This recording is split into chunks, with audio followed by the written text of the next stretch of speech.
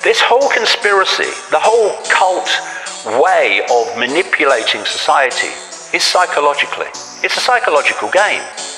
You know, when there's a few of you, and compared with the global population, they are a very few, you can't control people physically. You can do it in a certain area through troops and the army, and what they want to do is do it absolutely through connecting AI to the human brain.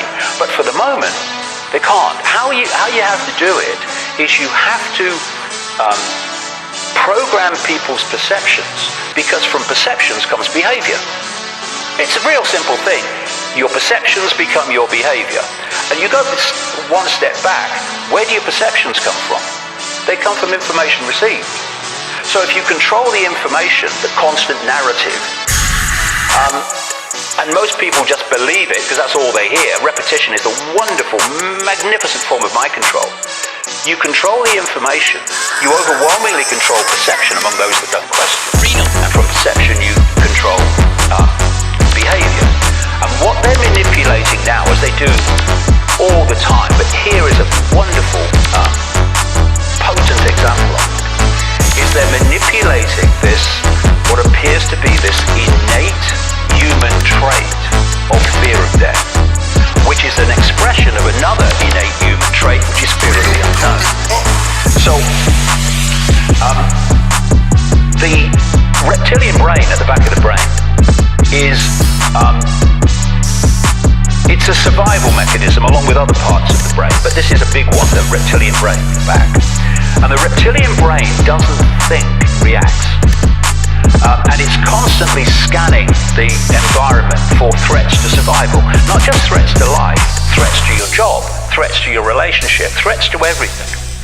And this kind of background anxiety that people feel, a lot of it comes from here.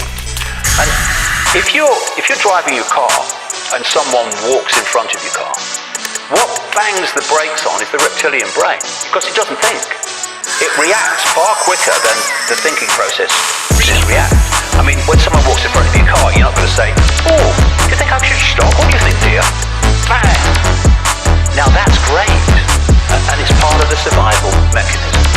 But when the reptilian brain survival mechanism starts impacting upon general life, then all hell breaks loose, chaos breaks loose. And give you two examples of it. Panic buying. Panic buying is the survival mechanism kicking in. And when that kicks in and it's not kept under control, it perceives its survival to be the only thing that matters. So if I have to survive and you don't for me to survive, well, fair enough, because I've got to survive. This is panic buying. I mean, we've had fights in supermarket aisles over toilet rolls. You know, you run out of toilet rolls, use the morning papers. What could be more appropriate? You can't wipe your ass with the BBC and CNN, unfortunately, but if you could, you should. And so this panic buying is this survival mechanism kicking in. And something else comes from that. The survival mechanism will agree to anything, no matter how draconian and how fascistic, so long as it perceives it will aid its survival.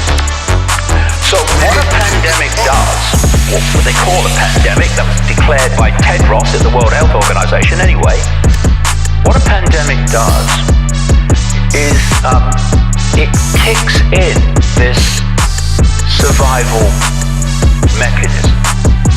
And it means that not only will you accept authority imposing tyranny, you will demand that authority imposes tyranny.